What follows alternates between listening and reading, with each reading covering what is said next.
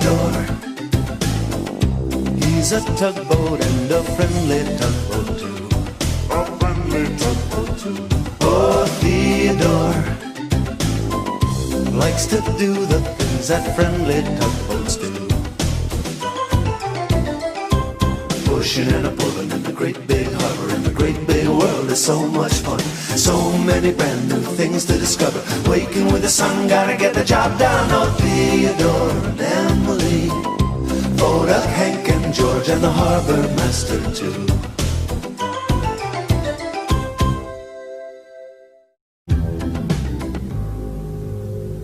The tugboats were floating peacefully in the warm spring sun, waiting for the morning work meeting to begin. It still seemed like it had been only the other day that the shivery winds of winter had left the harbor. Good morning, tugboats, said the dispatcher. I have a surprise for you. We are going to have a parade. A parade? Repeated Theodore. Well, what kind of parade? Asked George. A tugboat parade, to celebrate the first day of spring, replied the dispatcher.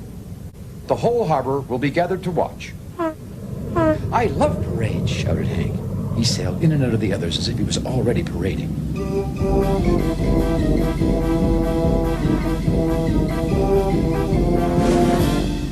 A tugboat parade, huh? That does sound kind of interesting. And damn it, Hank, can you stop being so adorable for once? Well, anyway, with all of this in mind, the dispatcher assigns Emily to be the leader, where she will then recite the tugboat pledge. The only trouble with that is, there's no such thing. Yet. What's the tugboat pledge? Good question, agreed Fodak and George. I don't know, admitted Hank. I just made it up. Said Fodak. It would be very useful for us to have our own special promises to the harbor. Then let's make some up, said Theodore. How do we do that? Said George. Emily can do it, said Fodak. Emily always does a good job at everything. Hooray for Emily! The tugs all cheered and whistled. They were very excited.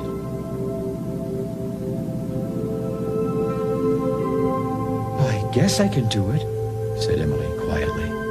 First off, that's stock footage.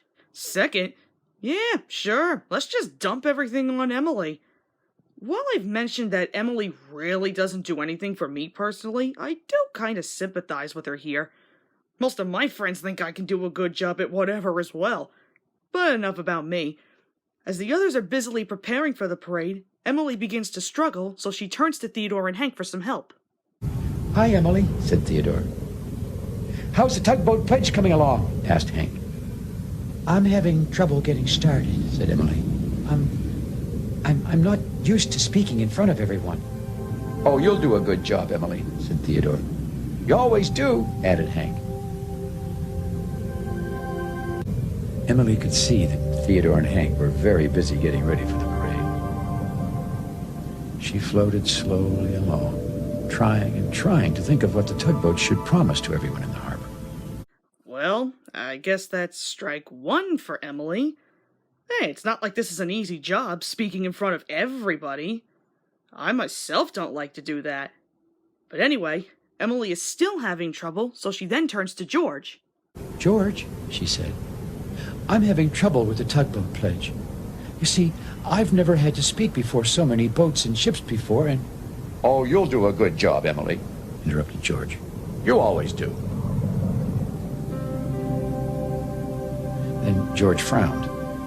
I better go tell the fairy twins that Blue Nose will be between them during the parade. Goodbye, Emily. Emily could see George was too busy to help her, too.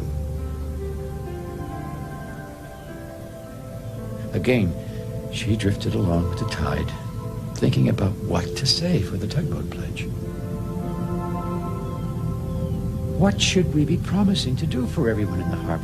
She kept saying it over and over and over again until her stack got sore just from thinking about it. Then she started thinking of how she'd be way out in front of everyone in the harbor. Emily was beginning to feel quite worried about tomorrow. Well, now that's strike two. And once again, I do know how Emily feels. I felt the exact same way with a personal experience many, many years ago. It's not easy getting rid of that worrying feeling. So the following day, all the tugs are being cleaned up before setting off, and Emily is still having some trouble with the pledge. Foduck was giving the tugs a shower with his firefighting hose. He wanted to make sure they looked their best for the parade. Thanks, Foduck, Sputtered George. I'm done. Who's next? Called Foduck. I am, please, said Theodore. You'll be the cleanest tug in the parade, Said Foduck. Thanks, said Theodore. Foduck, said Emily. I think I really need some help. Sure thing, Emily, Said Foduck. I'll have you shining in no time. No, wait, sputtered Emily. I'm still not sure what we should be promising to everyone in the harbor. But with the great whooshing sound of his spray washing Emily, he couldn't hear her. And I guess that was strike 3. Oh, Emily, you are in trouble. Well, there's no turning back now, whether she has something or not. But now it was time for the tugboat parade to begin. And before I continue, I will say that towards the ending, I really have nothing interesting left to say, so I'm gonna let the rest of this one play from here. Enjoy! Emily frowned. Well, it's too late to turn back now, she thought to herself.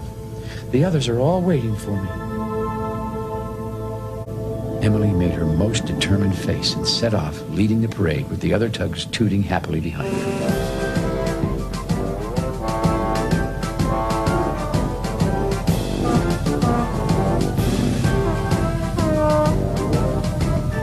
Well, it was quite a sight.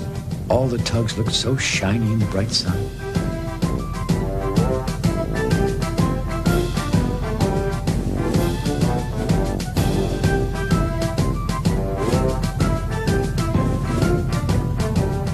And all the boats and ships were very happy to be together, watching the tugboats parading proudly through the harbor. Emily was trying bravely to keep just the right speed for the parade and to smile at all the boats and ships who were waiting. But inside, her engine felt funny, like it wasn't happy to be working.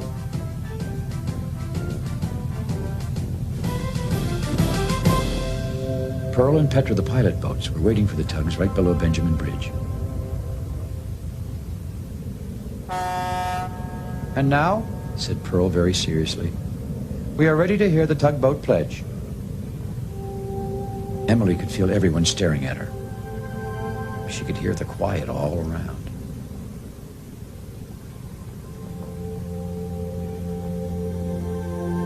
Everyone was waiting for her to say the tugboat pledge.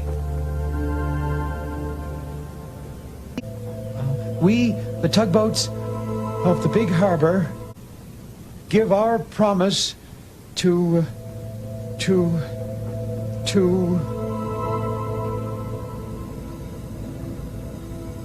And then she simply stopped. It was the moment she'd been most worried about. Theodore saw that Emily needed help. To push and pull with all our might. Said Theodore, and then he looked over at Foduck.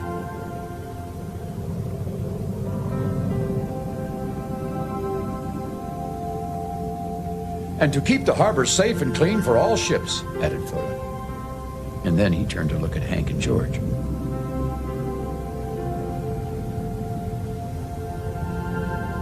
We also promise Said Hank loudly. to, never speak with our mouths full. a wonderful idea. Said Benjamin Bridge, and everyone laughed.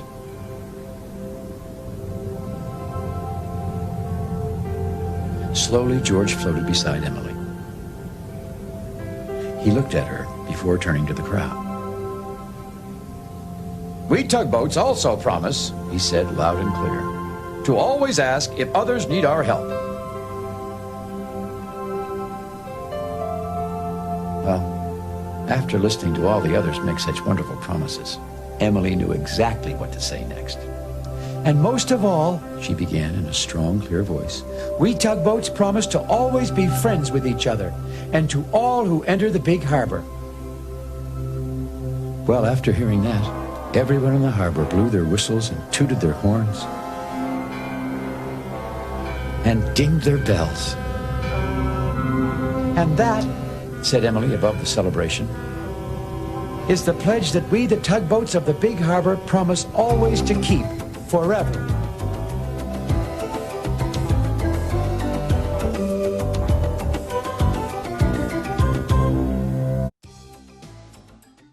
And that concludes the Tugboat Pledge.